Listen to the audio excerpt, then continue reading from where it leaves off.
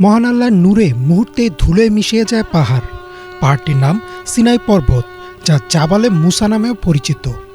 ইসলামী বিশ্বাস মতে এই পর্বতেই নবী মুসা আলাইহিসসালাম আল্লাহর কাছ থেকে তাওরাত লাভ করেন। ঘটনাটি পবিত্র কোরআনে বর্ণিত থাকলেও বিশ্ব মানচিত্রে কেন এখনও খুঁজে পাওয়া যায়নি সিনাই পর্বত? কেন এখনও গবেষণা চালিয়ে যাচ্ছেন গবেষকরা? পবিত্র কোরআনের একাধিক সূরায় এই ঘটনাটি বর্ণিত আছে। আল্লাহ যখন মুসা আলাইহিসসালামকে পাহাড়ের উপর ডাকলেন কথা বলার জন্য, তখন মুসা আলাইহিসসালাম আল্লাহকে দেখার ইচ্ছা প্রকাশ করেন। আল্লাহ তখন নিজের নূরের ছোট্ট এক ঝলক প্রকাশ করেন সিনাই পর্বতে, আর মুহূর্তেই সেই পর্বত পুরে ছাই হয়ে যায় এবং মুসা আলাইহিসসালাম জ্ঞান হারান। ইসলামী তাফসিরবিদ ইবনে কাসির রাহিমাহুল্লাহর ব্যাখ্যা অনুযায়ী এই পর্বতের অবস্থান ছিল তুর সিনাই নামক এক মরুভূমি অঞ্চলে, যেখানে আল্লাহ মুসা আলাইহিসসালামকে 10টি আদেশ ও তাওরাত দান করেছিলেন।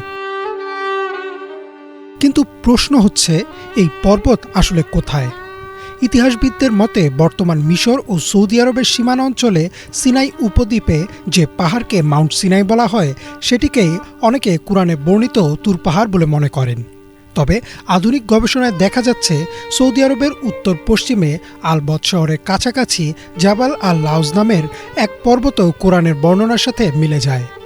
2018 সালে বিবিসিতে প্রকাশিত একটি প্রতিবেদনে বলা হয়, 1980 সালের দিকে আমেরিকান অভিযাত্রী রন ওয়াওয়াট এবং পরে র্যালফ মাউন্ট এই পাহাড়কে বাস্তব তুর পাহাড় হিসেবে দাবি করেন।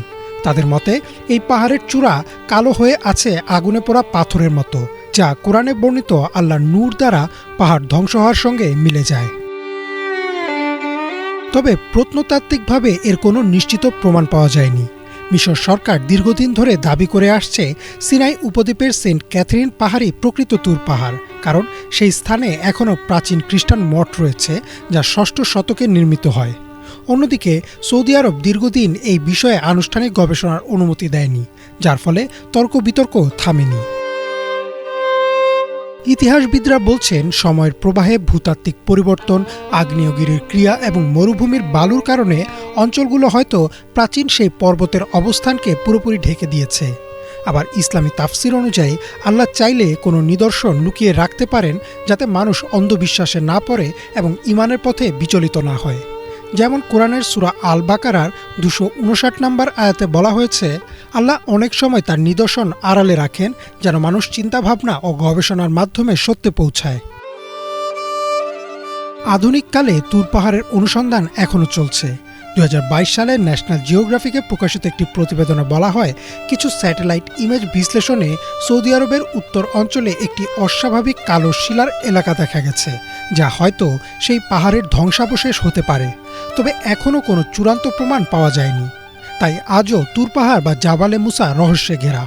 এটি হয়তো মিশরের সিনাই উপদ্বীপে, আবার হয়তো সৌদি আরবের মরুভূমিতে লুকিয়ে আছে।